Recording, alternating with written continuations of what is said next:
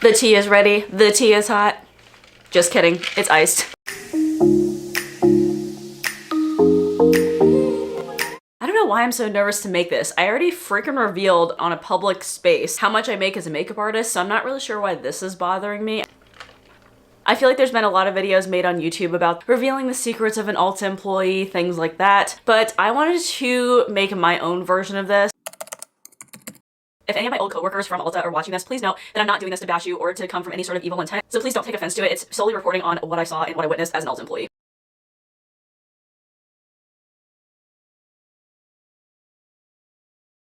I don't know how long this video is going to be, so grab a snack and grab a drink if you guys haven't already. Number one, you can return anything as long as it's 3/4 of the way full, because obviously we can't like take back a foundation that literally has been like all the way used up until like the very last pump or something, and somebody goes, yeah, I just really didn't like it. And I'm like, okay, well, obviously you liked it enough to use it. People did do that shit, by the way. And then also, I think the return policy is like 30 days. However, if you go past the 30 days, you actually still can return things, but you just may not get your full monetary value back for it that you paid into it originally. Number two, I think this is public knowledge because there was a whole entire story that came out on this, like a news article that came out of this after an employee on TikTok posted this. Whenever things were returned and somebody said that they had used it, employees had to take things to the back, and then we literally had to destroy all of those products. It wasn't just us being snarky or anything, like we literally had to do it because it was company policy, and also because of the fact that there were people that dumpster dived in the back, so that's what we were really trying to prevent. But I don't understand why we even did this, because like why would it even matter that people are literally taking your trash? For instance, when you're a homeowner and you put things on the curb or you put things in your dumpster, it's public knowledge that you can literally go and like take something from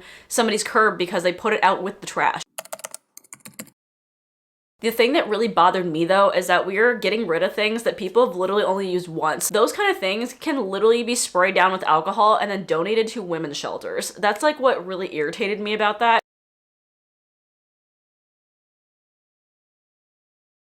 Moving on, this is also public knowledge to people that have worked for ULTA, but for average consumers that have never worked for ULTA and just want to shop for makeup and don't really care, we don't make commission. Minimum wage in Indiana, where I live, is $7.25 an hour, and you get hired in at about $8.50 an hour.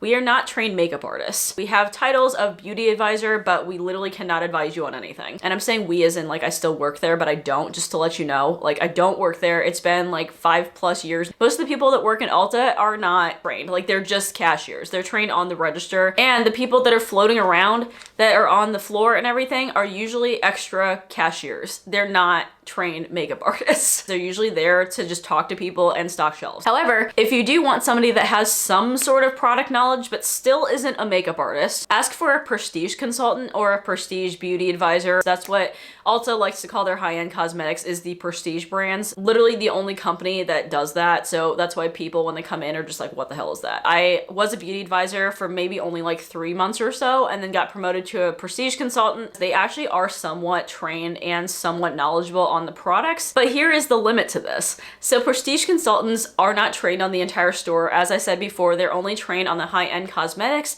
However, they're not trained on every single high-end brand. Basically what would happen is all the prestige consultants would come in. There was a group of like 5 or 6 of us, I feel like.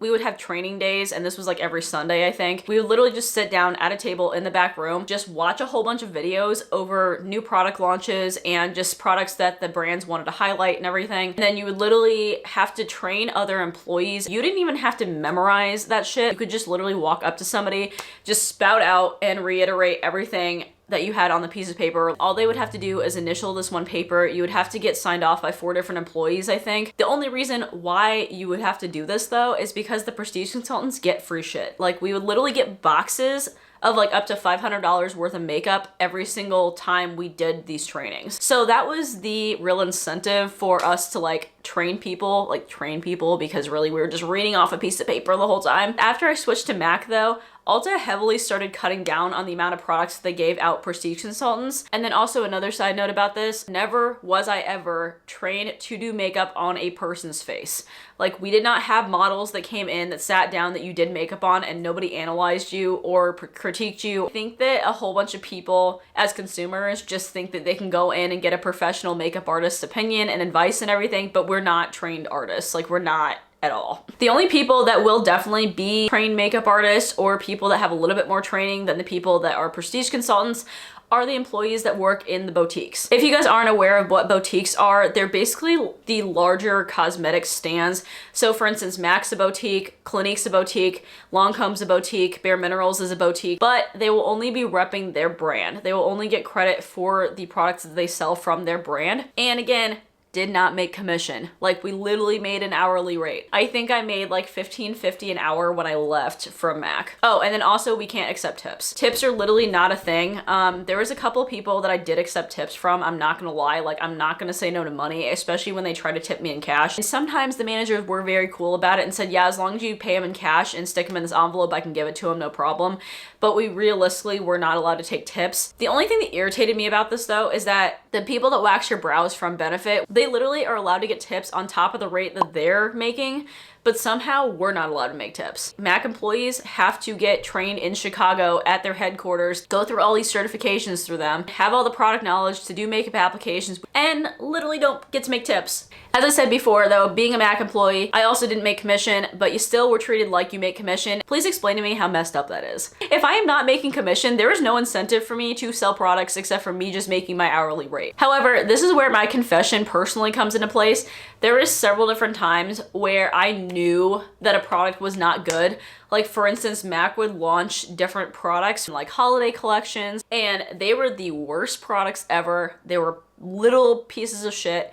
And I had to lie to customers to their faces and be like, this is the best thing ever, you'll love this. And sometimes to make myself seem a little bit more legit, like I wasn't just specifically repping MAC, I would have to add in like other brands sometimes. I would sell a MAC eyeshadow palette with like an Urban Decay eyeshadow primer or something. I think that's more of like a salesperson technique. The other thing I wanted to talk about are the free makeup events. I don't know if they still have these events now that COVID happened. Certain brands would come in and the artists from that brand would come in and they would give like free makeovers, right? So for instance, we had Urban Decay events a lot. There were It Cosmetics events. First of all, you may not get somebody from Urban Decay or It Cosmetics that works for that brand specifically because the prestige consultants work that event. Keep in mind, as I said before, prestige consultants are not trained to do makeup on other people. So a lot of people literally left super upset, which I understand it's very misleading. So they literally would throw you in these events and you literally sometimes did not have any training whatsoever, have never done a full face of makeup before, and were expected to not only sell things in 30 minutes, but also do a makeup application in 30 minutes.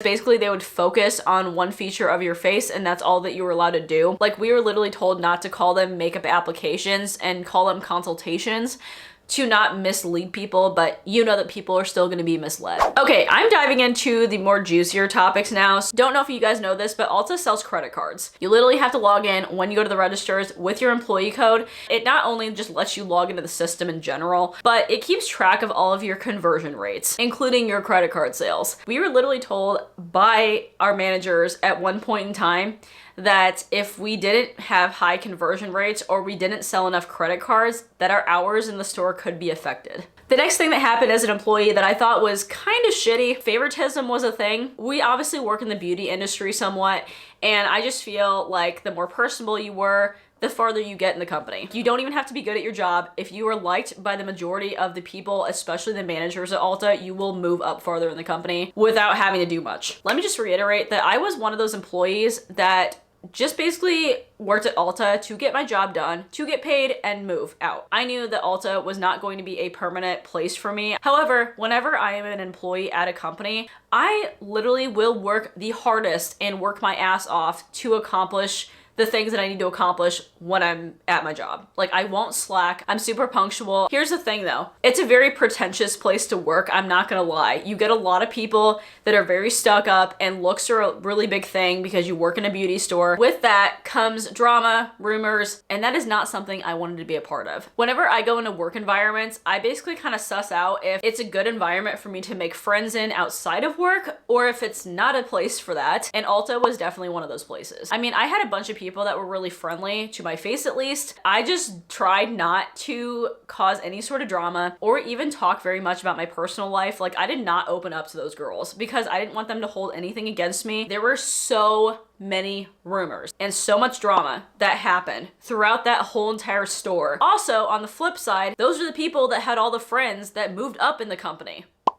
So here's where the favoritism really took place. There was a few different employees that were the favorites of the managers and just other employees. Like, they had a ton of friends, but they were in drama all the time. And I saw the managers literally throw these massive going away parties for them, to the point where they would bring all the food, people would do a potluck, they would even bring presents and give them like free shit and everything. And they literally were maybe there for 6 months. And then I had dedicated my time and was a good employee for 4.5 years and got nothing. Nobody even knew that I'd left. I literally worked my way all the way up to being a MAC consultant and nobody even gave a fuck. I just kind of stayed in my own corner, and apparently that wasn't good enough, so I don't even know. And you thought I was done there. I am not. When you get hired in by ULTA, they give you a clear plastic bag. It's completely see-through, and you put all your shit in it and go to the back. You cannot have a bag that is enclosed or something that you can't see through taken to the back with you, because they literally do not trust you enough not to steal shit from them. I kid you not. With ULTA, they actually will physically check your bag, make sure that you are not stealing anything. If you for some odd reason get gratis, which is like free products that you get for like either winning contests or being a prestige consultant or something like that, it has to be green dotted with a felt tip marker. If you do not have anything green dotted, you will literally be written up for it and be accused of stealing. It happens. Like, mistakes happen. There were some times where I was in there shopping and I just needed to like check my schedule or something, and I went to the back with my actual purse, not on the clock. I had to get checked out because I was an employee there. Forgot that I had my normal purse and got written up. What makes me different than an average consumer trying to steal something? I never stole anything, by the way, because I'm a good seed and didn't do anything. You could very easily stick shit inside of your bra, inside of your underwear, and I'm not telling you to go out and steal things from ULTA. There is multiple different employees that I knew of that stole from the company. But I was not going to be a tattletale and didn't want to rat out people. Then,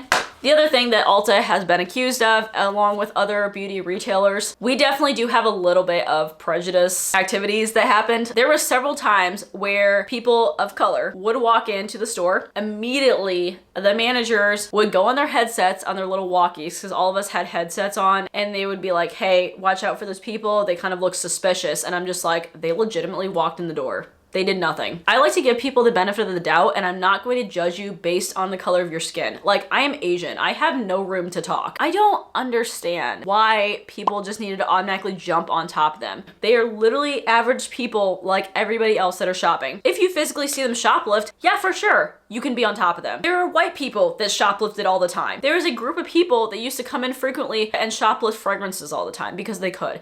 But did anybody say anything about them or think they were suspicious? No. So there are two different things that I would do on a regular basis to people, and I think that most everybody in retail has probably done this at one point in time. There were several times where I was literally on my way to clock out and would beeline for the back as quickly as I possibly could to clock out. And I would see somebody in my peripherals that needed help or needed my attention or were like mean mugging me. Blinders. I just literally had tunnel vision and try to purposely avoid eye contact with them. And then when I came out from the back, they would try to grab me because they'd be staying like by the back door or something and ask me for help. And I would legit be like, hey, I just clocked out, but if you want help, then this person's available. Some people are super needy and would grab me for like a half hour at a time. I made like $9 an hour at one point in time. Like, I do not get paid enough to stand around and help you off the clock. And then the other thing is, I'm not sure why customers think that the back is like an end-all be-all situation. We do not have a giant warehouse in the back that has every single product that we don't have on the shelves in the back. There are some times where I'd be walking around on the floor or something and somebody would ask me if we have something in the back. Even if I knew for sure that we did not have it in the back, or if I just didn't want to look for it in the back, because sometimes our stuff was not organized at all in the back. It was just thrown back there and it was almost impossible to look for. I would literally go in the back, either A, check my phone, or B, just stand back there for 5 to 8 minutes and talk to whatever employee was on their break at the time. Go back out there and be like, oh my God, I looked everywhere and I'm so sorry, but we do not have it in stock. I admittedly did that. It happened. I feel like every single retail employee has done that. All right, and then you guys are probably gonna think this video is so long, which it definitely has been. The last couple of things I want to talk about are for customers that are going in the store. It's just like little hacks, I think, that you can like do at Ulta. Number one, there is always gift with purchases. There are a list of GWPs that Ulta employees are given at every single register. So all you have to do is literally say, hey, is there any gifts that I can get with the purchase? All the cabinets behind them that slide are all GWPs. Sometimes we do run out, I will admit. Sometimes the companies only send us like 5 things for a promotion, and I'm just like, how is that gonna get us anywhere? I definitely would check, because almost every single high-end brand has a gift with purchase. Whether it's as little as a cosmetic bag or as much as like a 3-piece freaking plate set during Christmas. Like one time they got some sort of mixer. What in the world is happening? Are we turning into Target? The other thing is, every single month there's a catalog that comes out. On the back of those catalogs, there is a coupon that says $3.50 off 15. Those are generalized coupons. Like they do not have a specific coupon code that is tied to you. Say you forget your coupon or you forget the catalog or something like that. You can go onto ulta.com. There is a $3.50 off 15 coupon that is the exact identical version of the one that you had at home in your catalog. And then on that same note, since it is a generalized coupon, it's not like a one-time use thing. So if you really wanted to be a dick about it, you could technically break everything up in separate transactions and use it every single time. I'm probably gonna get in so much trouble for this, because now people are probably just gonna go to Ulta and like be dicks about it. Don't do that to employees. Don't mind me, I'm filming this on a different day because I forgot to add a couple other things that I just thought of as I was editing this. Do not ever put the testers at Ulta on your face directly. As a cosmetic store that has a ton of testers, we physically cannot clean them all every single minute of every single day.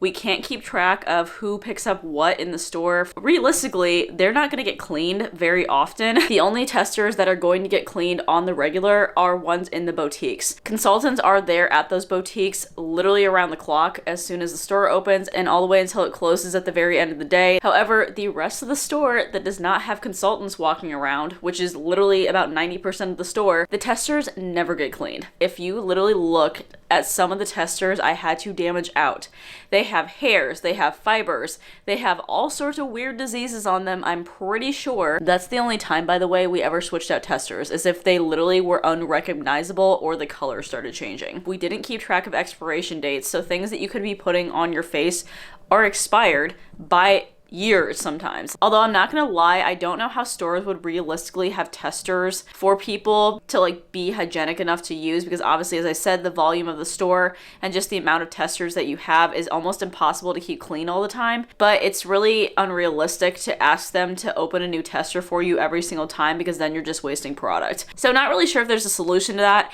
but basically what I'm trying to tell you guys is if you go into an Ulta, do not go directly to a tester and put it on your face, especially lipsticks. Those are the nastiest things in there. So make sure that you spray something down with alcohol, wipe it off with a tissue. Do both, by the way, but don't put it on your mouth. And as sanitary as you think lip glosses are, because there's like little doe foot applicators, do you know how many people do not use those applicators? Just don't go into Ulta and just test stuff out and just automatically assume they're clean. Anyways, that is it for this video. If you guys did stick all the way to the end, let me know what you guys thought about it. Thoughts, opinions, conversations down below. If you are an ex-Ulta employee or maybe even a current one, let me know if some of this stuff goes on in your stores, because I'm trying to figure out if some of them were just a my store problem or if it generally happened throughout other Ultas as well. I know some things probably do because they're policies. I'd also like to hear this from a manager point of view too, because I've never been a manager at an Ulta, but I'd like to hear it from their perspective too. If you guys did enjoy this video, give me a big thumbs up, because this was literally the most ballsy video I think I've ever done on my channel. And again, if you guys haven't subscribed to my channel, please go ahead and subscribe. I do upload a ton of makeup artist related content. Usually this is kind of a random video for me, but usually it's makeup artist content. As always, I hope you guys are having an absolutely fantastic day, and I will talk to you guys in my next video. All right, bye.